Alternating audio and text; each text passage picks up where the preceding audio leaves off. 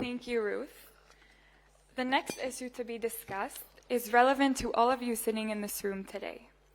What will Israel look like in 2050 through the media perspective? I'd like to welcome Felicia Ferreira, CEO and editor-in-chief of the Swedish daily newspaper Dagen.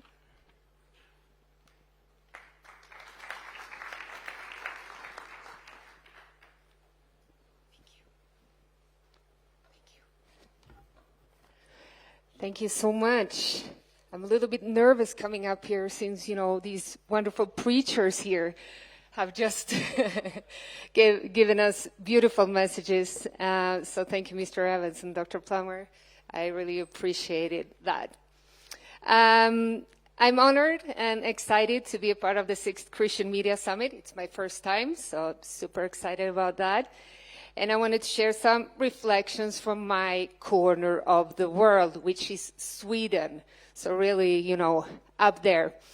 And Sweden, rated in the World Values Survey, way up in the right corner, your right side, as extremely individualistic, secularized, and rational.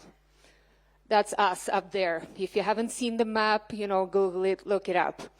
And this means pretty much me, myself, and I. I'm the CEO and editor-in-chief of the Swedish Christian daily newspaper Dagen, as being said, is the biggest Christian newspaper in Sweden, founded 1945, and is the go-to newspaper for religious views and news on society today. And I've been working in the media industry for more than 20 years. So for 2 decades, I've been part of an industry in change. I'm sure all of you have noticed and been in the midst of it as well. From, in my case, a newspaper industry to digitally transformed media houses. I have as well, just to give you a small background on myself, studied journalism, and I have a Master of Science in Business Administration. And for the past 9 years, I've been the head of Dagen. And it's interesting working for a Christian newspaper in one of the world's most secularized countries. While the digital transformation has revolutionized our ways of working, another development has been taking place, as I mentioned, the secularization, and especially in Northern Europe. The new generations are pretty much completely without religious roots whatsoever. In Sweden, only around 15% of the population will say they believe there is a God.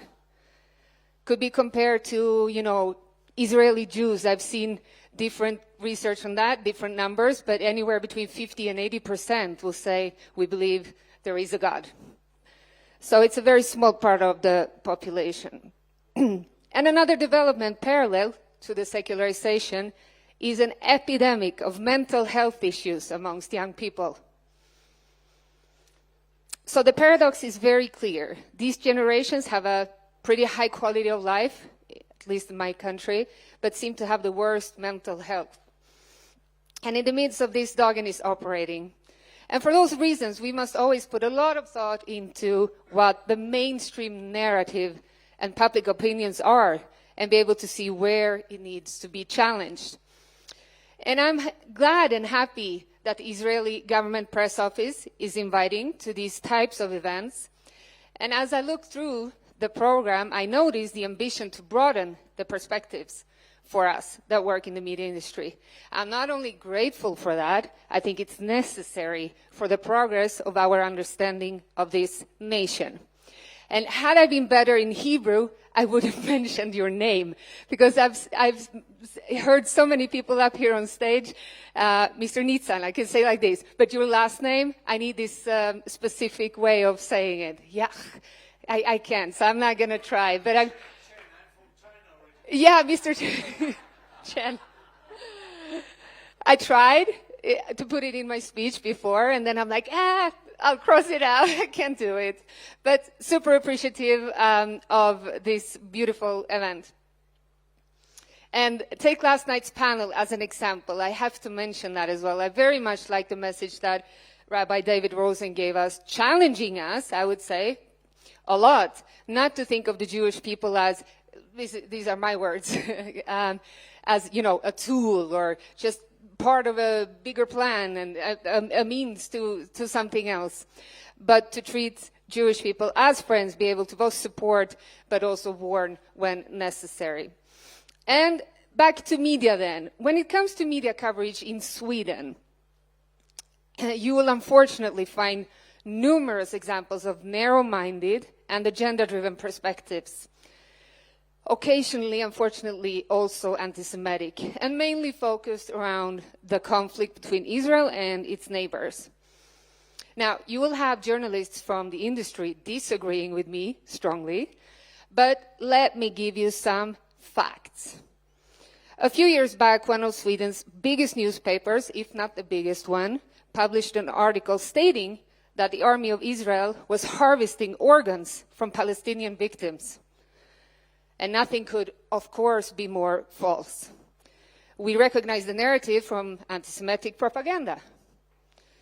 And in 2015, not that many years ago, the Israeli ambassador to Sweden was asked by public Swedish radio if not the Jews themselves were partly to blame for the growing anti-Semitism in Sweden. Right? Another horrendous example of anti-Semitism in the media narrative. Now, it would not be fair to say that all media in Sweden is biased against Israel, but anti-Semitic figures and proportional critique against Israel happens too often. So, what should then the goal be for the media, as, in painting also the picture of the future of Israel? And a great Swedish journalist, he said this a few years back when it comes to reporting on the politics and the conflict with Israel and Palestinians. If the conflict is a competition of misery and pain, the Palestinians win. And the media has reason for the way they divide their attention. But I find it more serious that the reporters do not manage to make Israel's actions, even when despicable, understandable to the readers. A reader does not just want the reporter to give, good grades for behaviors or bad grades to the different parts.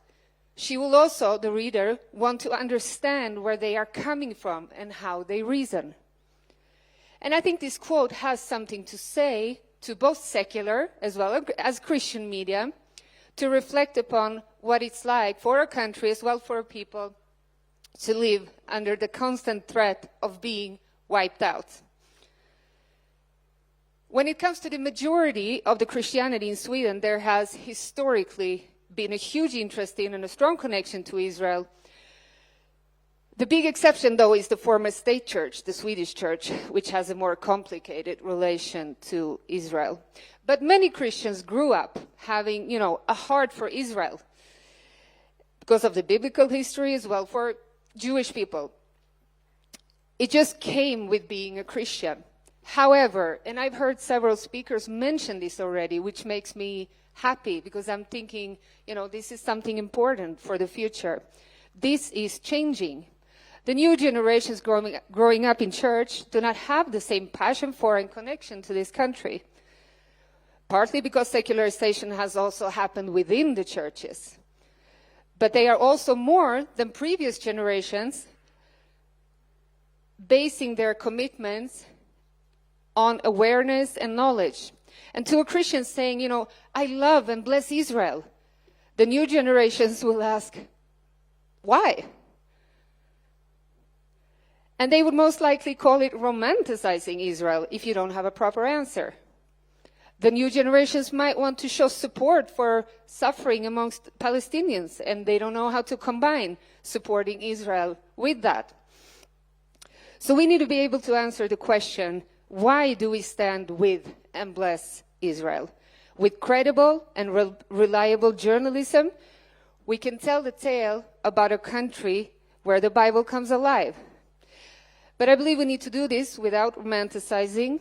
Instead, we must educate, and I've heard some other speakers mention this as well, which makes me happy. We need to educate theologically, politically, but also use our journalistic tools to broaden the narrative. make sure to give readers and viewers a chance to deeply understand where Israel is coming from. In times of change, we cannot take this miracle story for granted.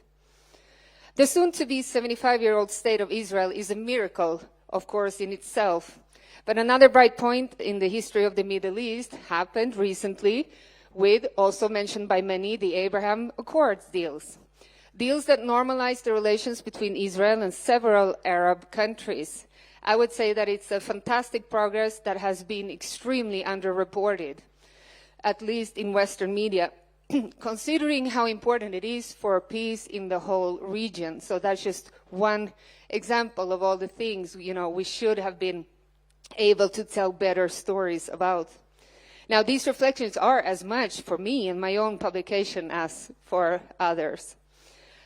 So to sum it up, I think our journalistic profession can be a tool to broaden the narrative. But the ambition has to be to give readers and viewers a chance for a deep understanding of where Israel is coming from. This will give new generations arguments, so when they grow up, they also wholeheartedly can say, we stand with Israel. Thank you.